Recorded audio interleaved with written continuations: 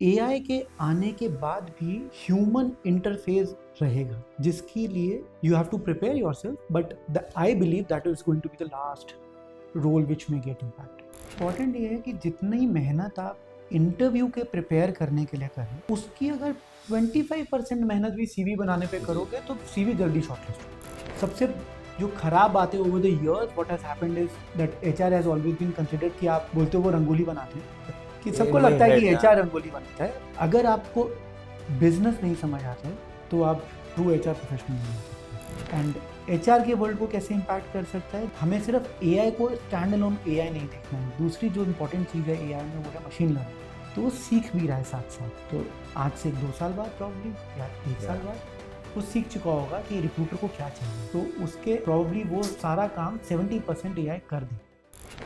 नमस्कार दोस्तों, स्वागत है आपका ट्रू इंटरव्यू सीरीज के नए एपिसोड में, जहां हम आपको मिलवाते हैं एचआरस और इंडस्ट्री लीडर से और सीखते हैं करियर और बिजनेस टिप्स। मैं हूं Kunwar Vaibhav Singh, founder of true CV. True CV एक ऐसा प्लेटफॉर्म है जो जॉब सीकर्स की मदद करता है in getting ready for job by resume writing, LinkedIn makeover and interview preparation. आज हमारे साथ हैं एक ऐसे senior HR leader with one of the most stable career. इन्होंने 18 साल के एक्सपीरियंस में सिर्फ 2 कंपनीज के साथ काम किया है। He was with Accenture for 8 years and British telecom for more than 10 years now. But इनका रोल हर 2-3 साल में चेंज होता रहा है। इन्होंने टैलेंट एक्विजिशन से स्टार्ट किया, फिर एचआर बिजनेस पार्टनरिंग, फिर एचआर स्ट्रेटेजीज, डिजिटल ट्रांसफॉर्मेशन और अभी ये बीटी में एम्प्लॉय रिलेशन और एचआर सर्विसेज के इंडिया हेड है। तो चलिए इनसे मिलते हैं, जानते हैं एचआर के डिफरेंट फंक्शंस के बारे में, इनकी जर्नी के बारे में, और साथ ही लेते हैं कुछ रेज्यूमे और interview tips. Please welcome mister सुलभ कामरा।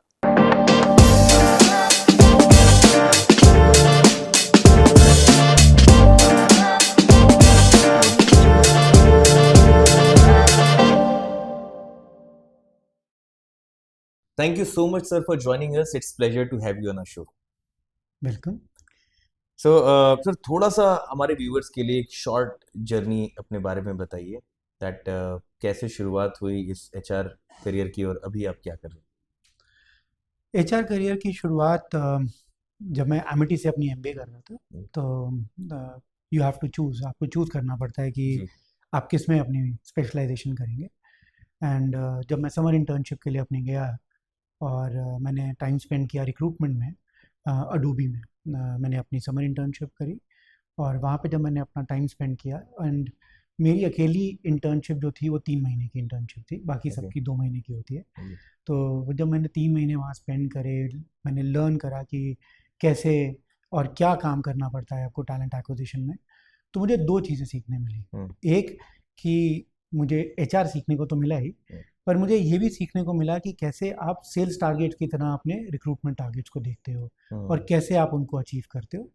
और जब मैंने वो करा तब मेरा इंटरेस्ट डेवलप हुआ और मैंने देखा कि कैसे मैं एचआर में ही आगे बढ़ सकता हूँ। एंड वहाँ से मैंने अपनी जर्नी एचआर के साथ शुरू करी। उसके बाद प्लेसमेंट मेरी ऑफ कैंपस प्लेसमेंट में एक्सेंचर में गया। मैंने वहाँ पे टैलेंट एक्विजिशन टीम से ही शुरुआत करी अपनी, और नेहरू प्लेस में ऑफिस होता था एक्सेंचर का तब। अच्छा। और कंसल्टिंग बिजनेस के साथ हमने शुरुआत करी। एक्सेंचर हमेशा सप्लाई चेन मॉडल पे काम करता था, तो उन्होंने उनके पास सोर्सिंग टीम अलग होती थी, उनकी टैलेंट मैनेजमेंट टीम अलग होती थी, और फिर कैंडिडेट मैनेजमेंट टीम अलग होती थी। तो मैंने सोर्सिंग टीम से शुरुआत करी। मैं खुद फ्रेश कैंपस से आया था और कंसल्टिंग बिजनेस के लिए उनकी हायरिंग करनी थी टॉप 16 बी स्कूल से। तो बहुत सीखा वहाँ पे, टैलेंट एक्विजिशन पे बहुत सीखा। कैसे आप सोर्स करते हो प्रोफाइल, कैसे आप प्लेस करते हो, कैसे आप राइट कैंडिडेट आइडेंटिफाई करते हो। तो वो जर्नी थी मेरी एक्सेंचर में। एंड क्योंकि Accenture in itself is so huge, तब जब मैं एक्सेंचर में काम कर रहा था तब 2.5 लाख से एम्प्लॉई से लेके आज 5 लाख प्लस एम्प्लॉई है एक्सेंचर में। तो एक्सेंचर आपको एक बेस देता है जहाँ पे आप बहुत कुछ सीखते हो, बहुत कुछ मूव कर सकते हो। तो आपको एक ही जगह पे रिस्ट्रिक्टेड नहीं रहना पड़ता है। तो मैंने पहले सोर्सिंग करी, फिर मैंने कैंडिडेट मैनेजमेंट सीखा, फिर मैंने बजट मैनेजमेंट सीखा कि रिक्रूटमेंट का बजट कैसे मैनेज करते हैं। फिर मैं सीओई रोल्स में गया। तो एक्सेंचर आपको ये अपॉर्चुनिटीज़ देता है कि आप कैसे मूव कर सकते हो इंटरनली। वहाँ से मैंने डिसाइड किया कि अब मैंने टैलेंट एक्विजिशन बहुत कर लिया है 4 साल में। तो फिर मैंने एक कंसल्टिंग असाइनमेंट पिक करी। फिर हम आरपीओ सेटअप कर रहे थे अविवा लाइफ इंश्योरेंस के लिए, तो वो सेटअप किया। 1 साल करा। बहुत सक्सेसफुल प्रोजेक्ट नहीं था, पर सिखाया बहुत उस प्रोजेक्ट ने कि आप फ्रंट लाइन हायरिंग कैसे करते हैं। एंड देन फिर वहाँ से मैंने डिसाइड किया कि अब टैलेंट एक्विजिशन सीख लिया, अब अदर पार्ट्स ऑफ एचआर में जाएंगे। Then I thought of doing business partnering. तो जब एचआर बिजनेस पार्टनरिंग आप सोचते हो तो best place to learn HR business partnering is in BPO world, क्योंकि वहाँ पे इतना स्कोप होता है और इतना रेंज आता है आपके पास सीखने के लिए। तो एक्सेंचर बीपीओ दिल्ली में था, बट नोएडा में सेक्टर 135 में वो एक नई साइट पूरा बिल्ड कर रहे थे। तो मैं वहाँ पे मूव करा और अपनी बिजनेस पार्टनरिंग की जर्नी मैंने वहाँ से स्टार्ट करी। 3 साल मैंने एचआर बिजनेस पार्टनरिंग करी नोएडा में। पूरा सेक्टर 135 ऑफिस को बिल्ड करा फ्रॉम ग्राउंड ज़ीरो। 3500 एम्प्लॉयज़ हो चुके थे, और तब तक मुझे 7.5 साल हो चुके थे एक्सेंचर में। तो मैं यूज टू हो रहा था एक्सेंचर वेज ऑफ वर्किंग से। तो मैंने सोचा अब कुछ और करा जाए, एंड अपॉर्चुनिटीज़ ढूंढी। फर्स्ट अपॉर्चुनिटी ब्रिटिश टेलीकॉम की आई। इंटरव्यू हुआ, मुझे भी अच्छा लगा, आई गॉट थ्रू, एंड मैंने बीटी ज्वाइन कर लिया 2014। 2014 में, और अभी आज हम जब ये इंटरव्यू और ये पॉडकास्ट रिकॉर्ड कर रहे हैं तो सितंबर 2014, तो मेरे 11 साल अब बीटी में हो जाएंगे। तो मैंने 2 ऑर्गेनाइजेशन में काम किया अपने लास्ट 18-19 साल के करियर में, जिसमें से दूसरी बीटी है।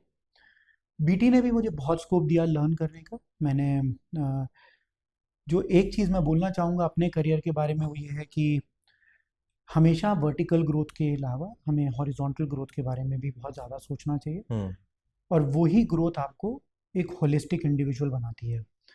हम हमेशा वर्टिकल ग्रोथ के बारे में सोचते हैं, तो हॉरिजॉन्टल ग्रोथ ज़रूरी थी। मैं बीटी आया, बीटी में मैंने जितने भी बिजनेसेस हैं बीटी के इंडिया में उन सब का मैं एचआर बिजनेस पार्टनर रहा।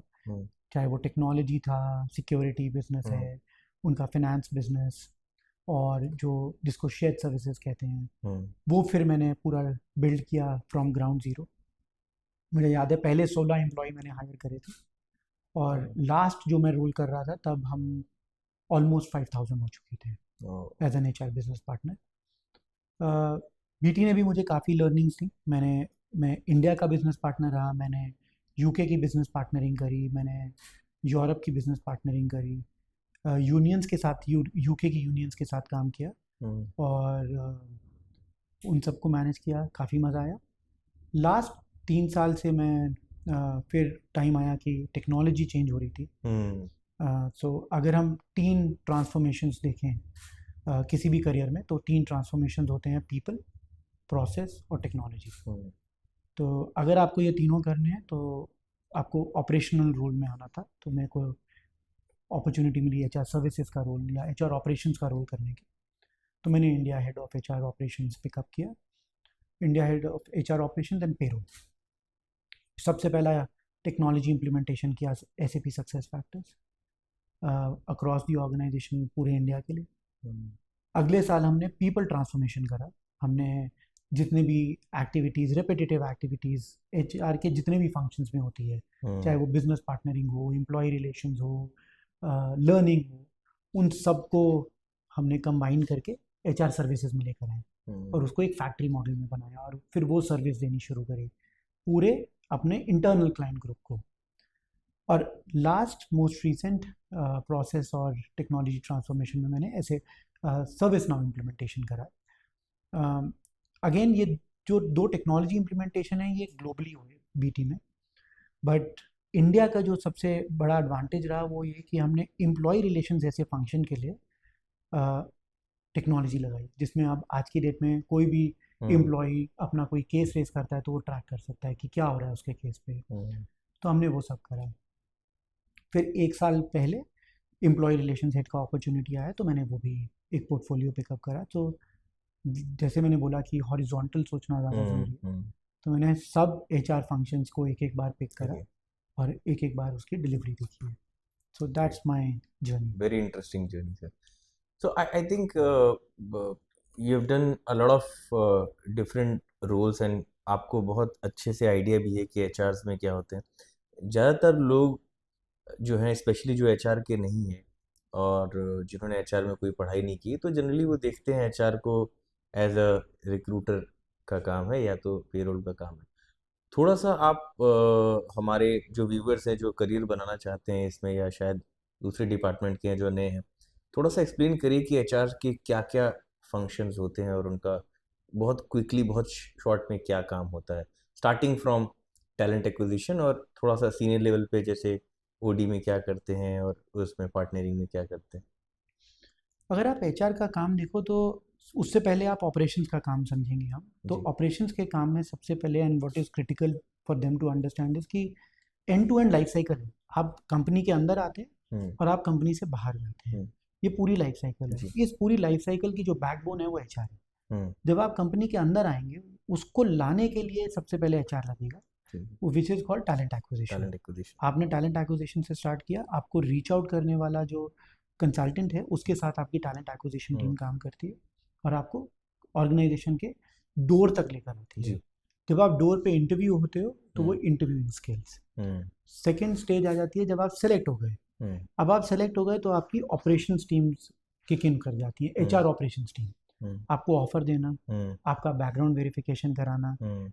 आपका राइट ऑफर हुआ है कि नहीं हुआ, जी. वो इनपुट पेरोल के पास कैसे जाएगा. हम्म. अब हम पेरोल को भी जैसे देखते हैं तो हम्म. हर किसी को लगता है कि बस सैलरी प्रोसेसिंग पेरोल है, हम्म.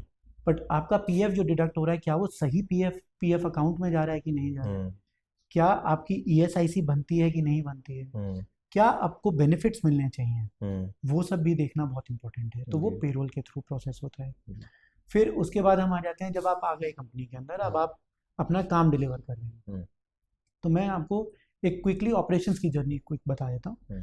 तो उसमें अब आपको बैंक लोन लेना है, आपको लेटर चाहिए. हम्म. अब आपको वीज़ा ट्रैवल करना है, आपको लेटर्स चाहिए. हम्म. आपको अपनी डेजिग्नेशन अपडेट करना है, आपको सिस्टम को कैसे नेविगेट करना है, वो आपको ऑपरेशंस बताते हैं. आपका करियर कैसे प्रोग्रेस करेगा ऑर्गेनाइजेशन के अंदर, आपका बिजनेस लीडर कैसे डिसीजन लेगा आपके करियर पे, आप राइट टैलेंट हो कि नहीं हो फॉर द फ्यूचर, वो आपका बिजनेस पार्टनर करता है. तो वो करियर रिलेटेड डिसीजन मेकिंग आपके बिजनेस पार्टनर्स का रोल होता है.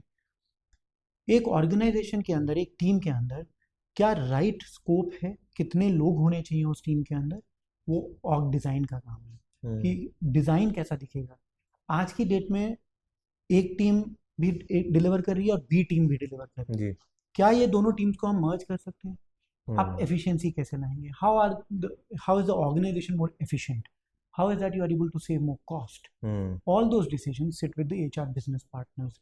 दे work with the business leaders to really help them understand कि क्या वो ओवरलैपिंग तो नहीं हो रही. आप 5 लोगों को मैनेज कर सकते हो, 15 लोगों को मैनेज कर सकते हो कि 250 लोगों को मैनेज कर सकते हो एज ए लीडर, वो कौन बचाएगा?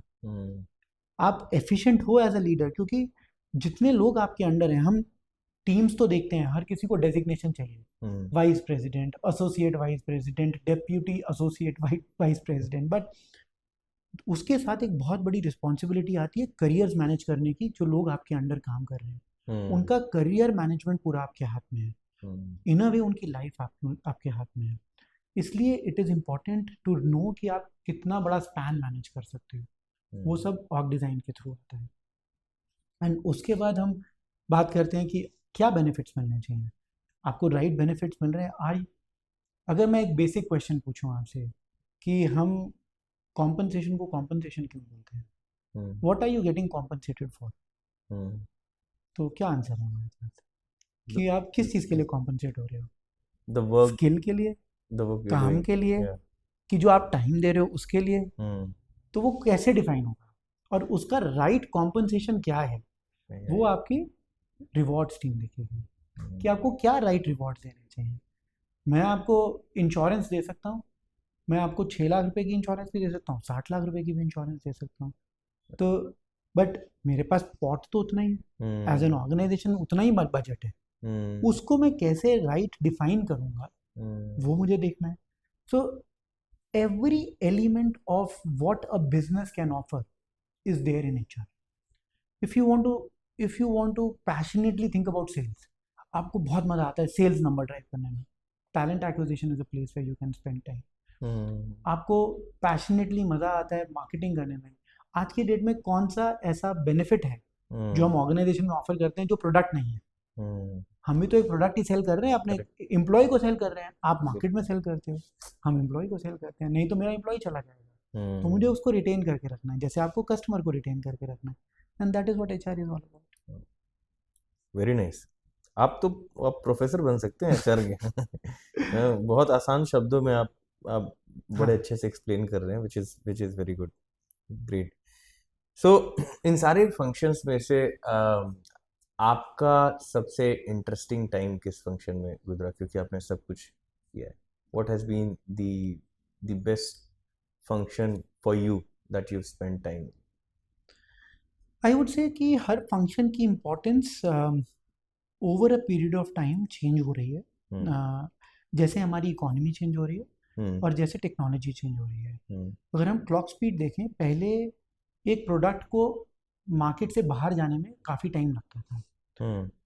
जैसे अगर हम याद करें तो कैमराज, आज की डेट में हर फोन में एक कैमरा है. बिल्कुल. तो it took a lot of time for that camera to go out of the market.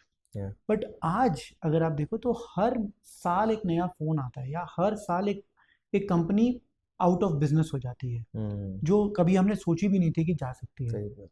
So with that clock speed changing, the role of HR is also changing, and hence each function and the importance of that function is also changing. तो इसलिए आज अगर मैं बोलूँ कि क्या मुझे talent acquisition करने में बहुत मजा आएगा, हाँ बिल्कुल आएगा, क्योंकि बहुत अलग टाइप का स्किल मुझे हायर करना होगा मार्केट में. जिसको AI आता हो, जिसको मशीन लर्निंग आती हो, जिसको क्रिप्टो आती हो, तो उसके लिए क्या मुझे खुद आती है वो बहुत इम्पोर्टेंट है. तो आई वुड से कि सबसे ज़्यादा मज़ा आपको वो रोल करने में आएगा इन सब में जिसमें आप अपने बिजनेस को बहुत अच्छे से जानते हो, जिस बिजनेस में आपको. But I would still say एक अगर मुझे बताना है तो it would be HR business partnering, क्योंकि उसमें आप सब फंक्शंस के साथ मिलके काम करते हो. तो you are the aggregator who brings all the functions together to deliver the right value for your business. And what is one function of HR which is like you know the most important कहें, या जिसके बिना organisation को चलाना सबसे मुश्किल होगा? जैसे लोग कहते हैं कि अगर एक कंपनी में बुरा टाइम आता है तो पहले इसको हटाया जाता है, फिर इसको हटाया जाता है, उसको हटाया जाता है, फिर सबसे आखिरी में सेल्स वाले को हटाया जाता है. So what is the most, क्योंकि आप देखिए ना, जो हम जब कंपनी छोटी होती है तो क्या रहता है, एक HR जर्नलिस्ट रहता है. पहले तो HR होता ही नहीं है, वो फाउंडर ही खुद कर रहा होता है. फिर सबसे पहले वो एक HR जर्नलिस्ट लाता है, वही हायरिंग भी कर रहा होता है, वही सैलरी भी बना रहा होता है, वही एग्जिट ऑफर सब कुछ भाग रहा होता है. फिर जैसे जैसे ऑर्गेनाइजेशन बड़ी होती है, फिर फाउंडर भी अपने ऑर्गेनाइजेशन में स्पेशलिस्ट लाना शुरू करता है, एक अकाउंटेंट, एक सेल्स, एक BD, ऐसे करके. सो HR जर्नलिस्ट रोल भी फिर धीरे धीरे डिवाइड होने लगता है. हायरिंग के लिए अलग रहेगा, पेरोल के लिए अलग रहेगा. सो अगर आपको फॉर द रेनी डे, या जब वो सुनामी आएगी ऑर्गेनाइजेशन के अंदर, what is the one critical role of HR that's gonna stay, और maybe that's gonna go the last? जब सुनामी आएगी, नहीं सुनामी आ गई है, विच इज AI. तो बट सबसे लास्ट में जो रोल इम्पैक्ट होगा, मेरी बिलीफ है कि वो होगा एम्प्लॉय रिलेशंस का रोल. अच्छा. एम्प्लॉय अगर आप देखो तो जो आपने एग्जांपल दिया कि HR जनरलिस्ट हायर होता है जी. हम एक थ्रेशोल्ड लेते हैं 10 लोगों की ऑर्गेनाइजेशन का, बेयर मिनिमम. ठीक है. उसके बियॉन्ड जैसे ही आप जाते हो इंडिया के अंदर, तो सबसे इम्पोर्टेंट चीज़ जो HR को करनी पड़ती है, या जो फाउंडर को भी करनी पड़ती है, वो इंश्योर करने पड़ते हैं कंप्लायंसेस. तो उससे आप नहीं बच सकते. सही बात. आप बाकी सब चीज़ों से फिर भी मैनेज कर लोगे, बट कंप्लायंस आपको हर चीज़ में मीट करना पड़ेगा, चाहे वो PF का हो, चाहे वो ESIC का हो, चाहे वो पॉश हो, चाहे वो इंटरनल ऑर्गेनाइजेशन कॉन्फ्लिक्ट हो. मोस्टली आज की डेट में अगर आप स्टार्टअप्स भी देखोगे तो 2 को-फाउंडर होते हैं, अब उनके बीच का भी कॉन्फ्लिक्ट कोई तो रिजॉल्व कराता है, हम्म, और वो कौन रिजॉल्व कराएगा? एक ट्रस्टेड एचआर इंडिविजुअल। हम्म, तो एम्प्लॉय रिलेशंस का जो रोल है वो सबसे लास्ट में इसलिए मैं बोल रहा हूँ इम्पैक्ट होगा, क्योंकि हर केस एक यूनिक केस है, हम्म, हर ग्रीवियांस एक यूनिक ग्रीवियांस है, हर डिसिप्लिन एक यूनिक डिसिप्लिन है, हम्म, एंड हर कंप्लायंस अभी भी एक यूनिक कंप्लायंस है। हम्म, तो उसमें ह्यूमन इन द लूप जरूर रहेगा। हम्म, एआई के आने के बाद भी हम्म।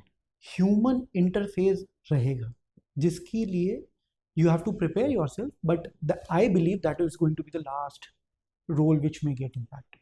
So last question for this section of the journey or HR के लिए, फिर हम we'll move towards what exactly True CV the platform is for interviews, resume writing, LinkedIn makeover. कैसे आइडेंटिफाई करें, अब आपने इतने अच्छे से एक्सप्लेन कर दिया है, कैसे आइडेंटिफाई करें as a fresher if you deciding to go pursue HR का कोर्स, या फिर you deciding to move into HR, कैसे आइडेंटिफाई करें that you are HR material और नॉट? सबसे बड़ी बात तो ये है कि जब आप एचआर के इंटरव्यूज करते हो तो सबसे क्लीशेड आंसर जो मिलता है वो ये है कि I am a people's person. But आपको मार्केटिंग में भी पीपल्स पर्सन होना पड़ता है, आपको फाइनेंस में भी पीपल्स पर्सन होना पड़ता है, सेल्स में भी पीपल्स पर्सन होना पड़ता है। एंटी एंटी पीपल होके तो कोई काम नहीं हो तो सकता। इसलिए जब आपको कॉर्पोरेट में काम करना है तो आपको पीपल्स या पर्सन होना है। तो कैसे आइडेंटिफाई करें? If you are passionate about all these areas which I spoke about, which is कि क्या आपको टैलेंट एक्विजिशन करने में मज़ा आता है, या क्या आपको ऑर्ग डिज़ाइन करने में मज़ा आता है, तो आपको वहाँ से आइडेंटिफाई करना पड़ेगा। दूसरा, अगर आप फ्रेशर हैं, spend some time reading. Reading as a habit is going away, तो spend some time listening, spend some time watching podcasts, but it is important for you to know कि what's happening in the world and next phase क्या लेकर आने वाला है। वहाँ से आपकी स्टार्टिंग होनी चाहिए। You will be able to prepare your self for that particular role, but आपको पैशनेट होना पड़ेगा उस पर्टिकुलर जॉब के बारे में। You will be able to do well, नहीं तो मज़ा नहीं आएगा। You will not be able to, if you are a pure sales guy, go there. But if you are somebody who likes to do such things where you are able to understand all aspects of the organization, सबसे जो खराब बात है over the years what has happened is that HR has always been considered कि आप बोलते हो वो रंगोली बनाते हैं। How But can you read my mind? This was, that Khurafati thing was coming कि सबको in my लगता है कि head. HR रंगोली बनाता है, बट अगर आपको बिजनेस नहीं समझ आता है तो आप ट्रू HR प्रोफेशनल नहीं बन सकते। क्योंकि अगर आपको डिज़ाइन बनाना है तो आपको बिजनेस समझ आना चाहिए, अगर आपको हायर करना है तो आपको बिजनेस समझ आना चाहिए, अगर आपको ऑपरेशंस मैनेज करना है तो आपको बिजनेस समझ आना चाहिए, और अगर आपको किसी का परफॉर्मेंस प्लान भी चलाना है तो भी आपको बिजनेस समझ आना चाहिए। नहीं तो आप किसी को बताओगे कैसे कि आपने सही किया कि गलत किया, या किसी लाइन मैनेजर ने सही डिसीजन लिया कि गलत डिसीजन लिया। तो जब तक आपको बिजनेस नहीं समझ आएगा तब तक आप वो नहीं कर सकते हो। एंड ऑनेस्टली आप किसी के पास बजट बचा भी नहीं है रंगोली बनाने का। जब मेरे दिमाग में ये आ रहा था कि एक सवाल और मैं ये पूछना चाहता हूँ, because the way you have explained, HR वाले थोड़ा समझते हैं कि कैसे क्या होता है, और what a tough job it is, और ऐसे, बट डिफरेंट डिपार्टमेंट में I have been on the both side of the table, so I know. और हम लोगों ने भी बड़ा जबरदस्ती सबको बुला बुला के कि भाई मंथ एंड डे केक कटना है सबको, और सीनियर्स की यार टाइम नहीं है इसके लिए। तो if you have to you have explained so well, लेकिन अगर आपको सिर्फ एक शॉर्ट आंसर देना हो दैट सेल्स हमें मालूम है what they are solving, finance मालूम है कि what they are solving, that is why they are important, accounts मालूम है, व्हाट इज एचआर सॉल्विंग, क्या प्रॉब्लम सॉल्व करता है एचआर ऑर्गेनाइजेशन में, why is HR important? HR important है सीईओ के लिए। अगर आप सीईओ का जॉब देखोगे तो दो सबसे क्रिटिकल काम सीईओ को क्या करने होते हैं? Strategic decision making. सीईओ को खुद सेल्स नहीं करना होता है, सीईओ को खुद मार्केटिंग नहीं करना है, उनको स्ट्रेटेजिक डिसीजन मेकिंग करना है एंड विजन बनाना है ऑर्गेनाइजेशन का। वन सेकेंड, वो सब डिलीवर कैसे करना है सीईओ को, on the back of the people who are working for the CEO, and who is managing that people workforce is your HR. So the role of HR or what HR is solving for is all your people related problems for the CEO. बहुत सही sir. I think बहुत clarity मिली होगी उन लोगों को जिनके मन में कई सवाल होंगे इससे related. So now will move to our next section of the questions, which is about resume writing and interview preparation. So first of all, tell me, what are the top 3 things you immediately notice in a resume जब CV आपके पास आता है? Top 3 things which we notice: headline of the profile, उसका size कितना बड़ा है, क्योंकि उतना ज़्यादा आपको टाइम लगेगा उसको स्क्रॉल करने में, and what is the impact the first paragraph is making on the person who's reading it. ये सबसे टॉप 3 इम्पॉर्टेंट चीज़ें होती हैं. Okay. बहुत ज़्यादा अगर आप कलर कोडिंग कर दोगे रिज्यूमे में, या अगर आपने आइकन्स वो यूज़ कर लिया, क्योंकि one of the big thing about today on CV writing is that everybody is using one or the other free AI tool or a paid AI tool to make their CV. तो वो पता चल जाता है, क्योंकि forcefully और bye will हम सब भी तो AI यूज कर रहे हैं ना. For example, I am a very extensive user of AI. I have a paid version of ChatGPT, for example, and I love using ChatGPT for everything which I do. So I'm a pro at it, and there would be a lot of such individuals sitting out there.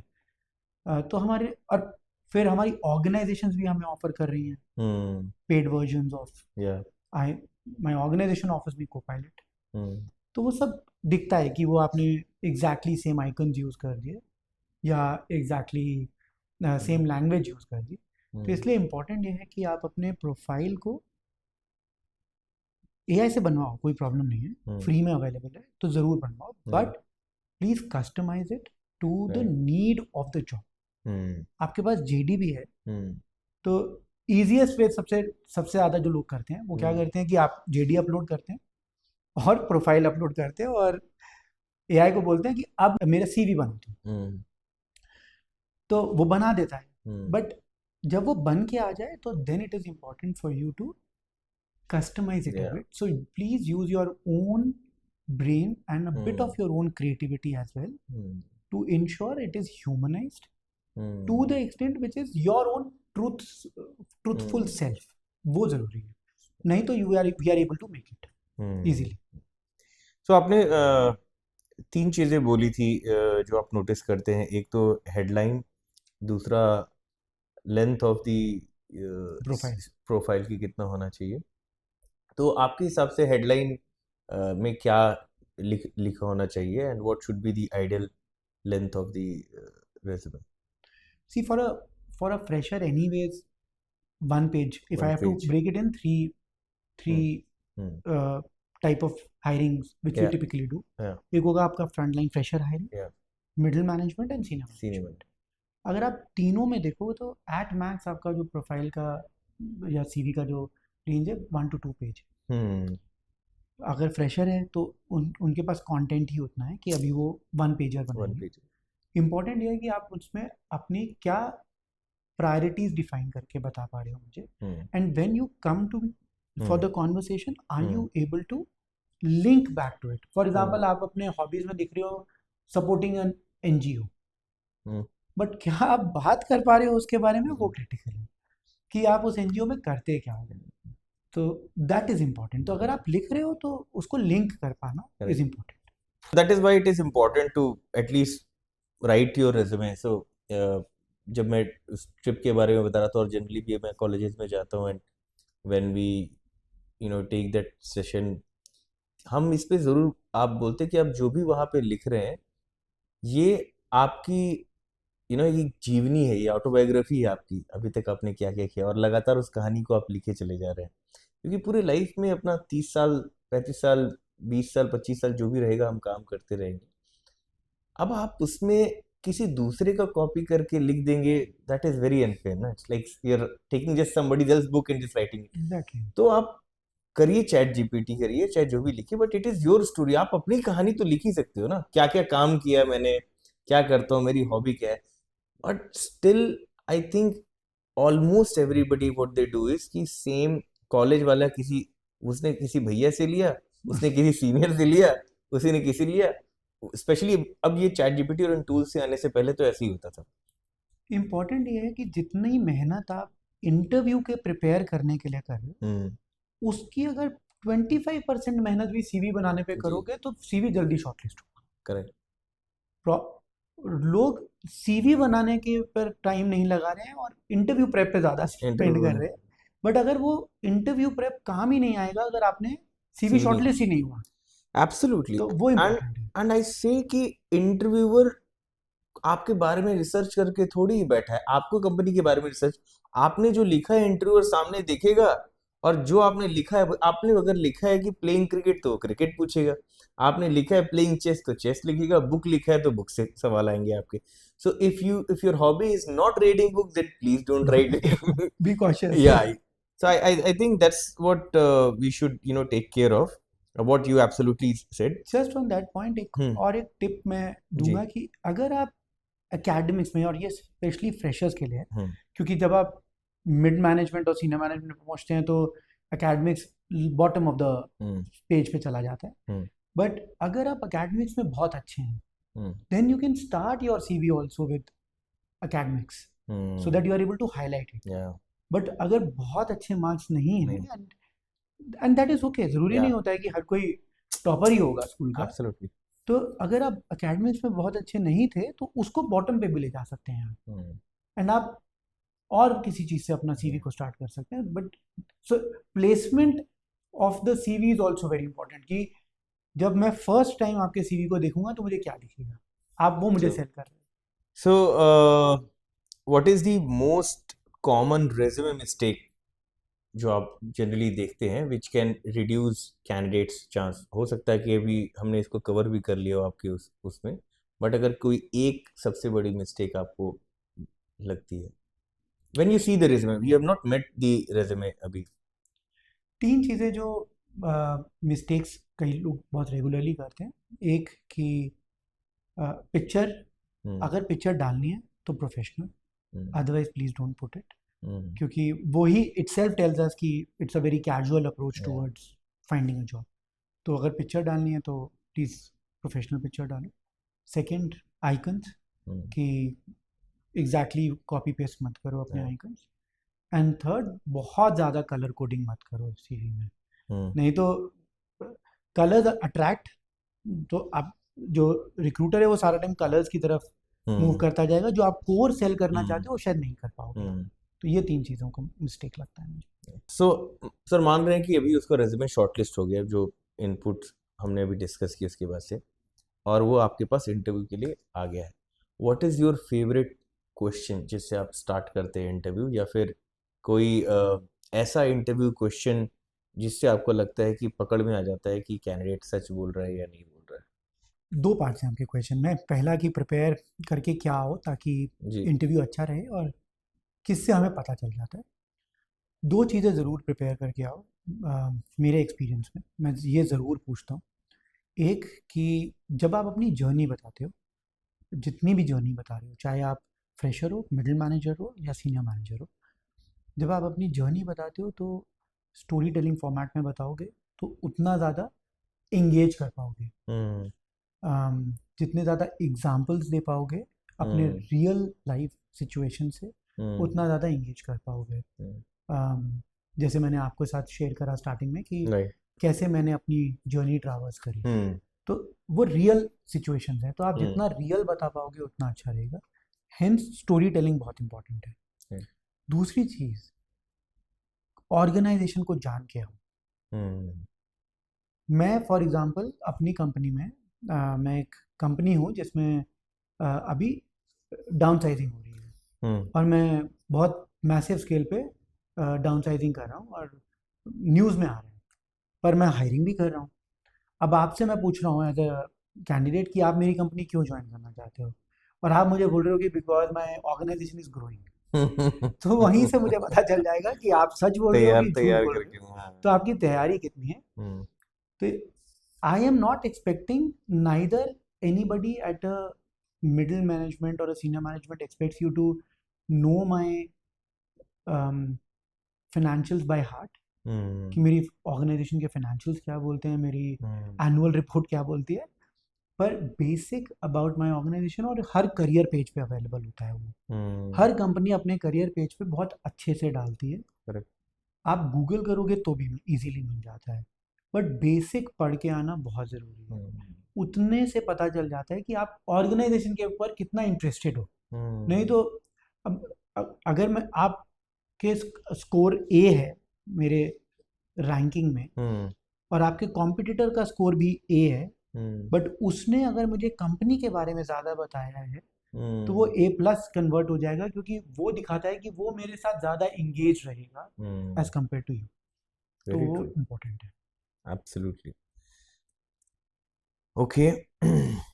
And while hiring for जो skilled candidate होते हैं जिन्होंने previously दिखाया है कि similar काम किया हुआ है और उन्होंने आपको बताया, but there are few traits, behavioral trait समझने के लिए, जैसे for an example, if you are hiring a leader, somebody who has done sales, how you check these traits? What is your favorite trait also? I would like to know, क्या आप हमेशा देखते हैं, क्या सॉफ्ट स्किल होनी चाहिए और कैसे आप जज करते हैं उसको इंटरव्यू में? सो सबसे इम्पोर्टेंट तो यही होता है जब किसी भी पीपल मैनेजर को आप हायर करते हैं, जो ट्रेट आप पूछ रहे हैं उसमें उनके लीडरशिप स्किल्स क्या हैं, और उस लीडरशिप स्किल में जो सबसे इम्पोर्टेंट मैं अपनी तरफ से ज़रूर चेक करता हूँ वो ये है कि how is that you are able to take your team with you on the journey. आप लीडर हैं, इसलिए आपको अपनी टीम को अपने साथ लेके जाना है और उनको जर्नी अचीव करानी है। आप अकेले भी विन नहीं कर सकते और टीम भी अकेले रह के विन नहीं कर सकती। जितना ज़रूरी टीम आपके लिए है उतने ही आप उस टीम के लिए भी हैं। तो आप अपनी टीम को उस जर्नी पे कैसे लेके जाते हैं, how much are you able to talk about taking the team along, understanding, and उसके अलावा और जो लीडरशिप ट्रेड्स डेफिनेटली आपके अंदर होने चाहिए वो है एम्पैथी। आज की डेट में the content which is available on the internet, हर किसी को पता है कि ऑर्गेनाइजेशन के साथ जो रिलेशनशिप है वो कैसा है। वो फिनेंशियल रिलेशनशिप है उनका, कि उनका एक इमोशनल रिलेशनशिप है। रिलेशनशिप सबको पता है कि उनकी ऑर्गेनाइजेशन के साथ कैसा है, इसलिए लोग सिंपैथी एक्सपेक्ट भी नहीं करते, but empathy is something which people are expecting. So psychological safety, empathy and taking your team along, ये 3 ट्रेट्स बहुत क्रिटिकल है at a leadership level. And now we should definitely talk about AI, how AI is changing the way interviews and hirings are conducted. क्या impact है? HR पे भी हम बात कर सकते हैं क्या impact होता है, बट ये दोनों separate question होंगे. What is the impact of AI in the HR domain, and then what is the impact of AI in, especially from the candidate side, अगर आप देखोगे कि उनको क्या पता होना चाहिए कि what is happening in the recruitment and shortlisting through AI. पहले कैंडिडेट के बारे में बात कर लेते हैं। जैसे मैंने पिछले क्वेश्चंस में आंसर किया कि अगर आप AI से हेल्प ले रहे हो अपना प्रोफाइल बनाने के लिए, तो ये जान के रखिए कि सामने जो ऑर्गेनाइजेशन बैठी है वो भी AI ही लगा के बैठे हैं शॉर्टलिस्टिंग के लिए। तो एक बॉट दूसरे बॉट से बात कर रहा है, हाउएवर एक ह्यूमन बीइंग दूसरे ह्यूमन बीइंग को हायर करने की कोशिश कर रहे हैं। तो जब आप ये समझ जाएंगे, तो इसलिए जो मैंने पहले बोला कि इम्पॉर्टेंट है आप अपनी जर्नी खुद लिखें, एंड दूसरी तरफ वो बॉट को समझ आना चाहिए कि आपने क्या करेक्ट कीवर्ड्स यूज़ करें हैं कि नहीं करें, क्या वो मेरे जॉब प्रोफाइल के लिए रेलेवेंट है कि नहीं है। एक छोटा सा एग्जांपल, आपने लिंक्डइन पे 3 महीने पहले अपना प्रोफाइल अपडेट किया, आपको लगता है 3 महीने कोई बहुत बड़ा टाइम नहीं है, तो कोई ओपनिंग आई, आपने लिंक्डइन में इजी अप्लाई पे क्लिक किया और आपने उसी सीवी से उस पोजीशन पे अप्लाई कर दिया। 99 नहीं 100% चांस है कि सीवी शॉर्टलिस्ट नहीं होगा। वो इसलिए भी है क्योंकि उस जॉब के लिए आपने कस्टमाइज नहीं किया, वो सही कीवर्ड्स यूज नहीं हुए, तो जो बॉट लगा है उसने आपका प्रोफाइल शॉर्टलिस्ट नहीं किया। So that is one aspect of only on shortlisting. Hmm. इसके बाद AI कैसे वर्ल्ड को चेंज कर रहा है? इवन व्हेन इंटरव्यूज हैपन, तो अब AI ऐसे अवेलेबल हैं जो आपको during the interviews questions throw up करते हैं Hmm. for the recruiter to really ask questions.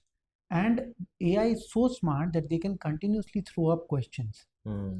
And after the interview, you don't have to write notes. अब कोई आपको रिक्रूटर नोट्स लिखता हुआ नहीं दिखेगा, Hmm. क्योंकि वो AI ही नोट्स बना के देगा, Hmm. आपको उनके बेस्ट आंसर्स देगा, इम्प्रूवमेंट एरियाज देगा, एंड मैपिंग भी करके दे देता है कि क्या वो मैच हो भी रहा है आपकी जॉब डिस्क्रिप्शन के साथ कि नहीं. Hmm. So the decision making is becoming much faster, Yeah. and hence it is critical कि आप जितना ज़्यादा आप. So now it is about hyper customization. Hmm. जैसे as a consumer, जब आप किसी ऐप पे लॉग इन करते हैं तो आपको उसकी हाइपर कस्टमाइजेशन चाहिए आपके हिसाब से. Right. वैसे ही जब आप इंटरव्यू दे रहे हैं तो उस AI बॉट को आपसे एक हाइपर कस्टमाइजेशन एक्सपेक्टेड है उस Hmm. जॉब के हिसाब से. वो सोच के प्रिपेयर करना ज़रूरी है. Very nice. एंड HR के वर्ल्ड को कैसे इम्पैक्ट कर सकता है? जितना ज़्यादा AI आता जाएगा, जितना हमें सिर्फ AI को स्टैंड अलोन AI नहीं देखना है. दूसरी जो इम्पोर्टेंट चीज़ है AI में वो है मशीन लर्निंग. Hmm. तो वो सीख भी रहा है साथ साथ. Hmm. तो आज से 2 साल बाद प्रॉब्ली या 1 साल Yeah. बाद वो सीख चुका होगा कि रिक्रूटर को क्या चाहिए. Hmm. तो उसके प्रॉब्ली वो सारा काम 70% AI कर दे. So thank you. It was a great conversation. I think हम लोग सारे points cover कर चुके हैं, and would like to end this with the final question. What a person who is just starting a career should make themselves ready for a job, क्या करना चाहिए उनको, and what if somebody is willing to join BT, what they should do and what they could expect in terms of growth and culture. Okay, so for freshers, what should they look forward to? They should look forward to learning new skills. And it is not only for freshers. Right. In fact, मैं आपसे जी. बात कर रहा था, हम बाहर भी बात कर रहे थे जी. कि even after 17 years of experience में गया जी. XLRI अपनी CHRO प्रोग्राम करने के लिए, जी. and 18 महीने का प्रोग्राम था. Right. So learning should never stop. तो अगर आपको as a fresher job ढूंढना है, look for what are the right skills in the market. Skills will continue to become more important than jobs themselves. Yeah. तो जितना ज़्यादा आप नए स्किल्स सीखते रहेंगे और डेवलप करते रहेंगे, उतना आप मार्केट में रेलेवेंट बने रहेंगे. Learning should never stop. And BT as an organization, we have a very strong culture as an organization where the focus is employee at the heart and center of what we do. So we do not call our employees, we call them colleagues, because everybody is a colleague. Yeah. And they are at the heart and center of whatever we do. We, as an organization, there are a host of things which we do from a culture building standpoint, be it the work-life balance which we offer to our colleagues 3 in 2 out, or flexi working hours, mensuration support for our female colleagues, sabbatical leaves. So you talk about it and we offer it to our colleagues. So as a culture, we have a very strong culture which gets driven directly from from UK, and we are one of the pioneer organization, for example, offering work-life balance under workplace adjustment. So as a colleague, अगर आपको किसी भी type की adjustment चाहिए अपनी job पे, चाहे वो सॉफ्ट एडजस्टमेंट हो या हार्ड एडजस्टमेंट हो, फॉर एग्जांपल अगर आप कोई पर्सन विद डिसेबिलिटी है, कोई भी आपको एडजस्टमेंट चाहिए, we offer that to our colleagues. And it is not only for our colleagues. अगर आप इंटरव्यू देने भी आ रहे हैं हमारी ऑर्गेनाइजेशन में और हमें किसी टाइप की एडजस्टमेंट करनी है, किसी टाइप का सॉफ्टवेयर चाहिए आपको, या किसी टाइप का सपोर्ट चाहिए, physical support, all that is offered. Wow. So that's the type of organization. Great, sir. Amazing, sir. What an amazing organization and what an amazing discussion. आपने बहुत अच्छे से explain किया है, and I'm sure people who are watching बहुत कुछ उन्हें सीखने को मिला होगा, मुझे सीखने को मिला और जानने को मिला. Once again, thank you so much for joining and sharing Thank your you. Insights sir. Thank you. तो दोस्तों आशा करता हूँ आपको आज का एपिसोड पसंद आया होगा। अगर आपको ये कंटेंट वैल्यूबल लगा हो तो चैनल को जरूर सब्सक्राइब करें ताकि आप फ्यूचर के इंसाइटफुल इंटरव्यूज मिस ना करें। And for resume writing and LinkedIn makeover log in to truecv.com। मिलते हैं आपसे अगले एपिसोड में, तब तक के लिए कीप लर्निंग, कीप ग्रोइंग।